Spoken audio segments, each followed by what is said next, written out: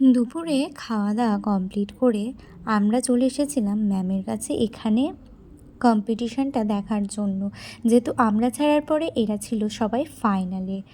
তো এখানে ম্যামের জাজমেন্ট করা হয়ে গেলে আমরা আমাদের যা যাবতীয় কাজ ছিল সমস্ত কিছু সেরে সুরে চলে গেছিলাম স্যার, আমি আর তনয় মিলে একটু চা খেতে। ওখানে পাশেই একটা চায়ের দোকান আছে, ওখানে ভীষণ ভালো চা করে, প্রতিবারেই ওখানে চা খাই। যেহেতু ম্যাম ফাইনালে ছিলেন তাই আমাদের একটু লেট হয়েছিল, নইলে আমরা হয়তো দুপুরের ট্রেনটা ধরতাম। তো বেশ, আমরা সবাই মিলে রেডি হয়ে নিলাম এবং ক্যাব করলো তনয়া। আমরা ক্যাবে করে চলে এলাম শিয়ালদা স্টেশন। আর এসেই খেয়েছিলাম পেস্ট্রি আর তার সাথে একটা ভেজ প্যাটিস। তারপর ট্রেনে চেপে চলে এলাম বাড়ি।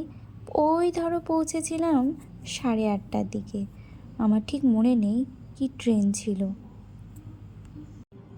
যাই হোক, তারপর চলে এসেছিলাম বাড়ি। টাটা।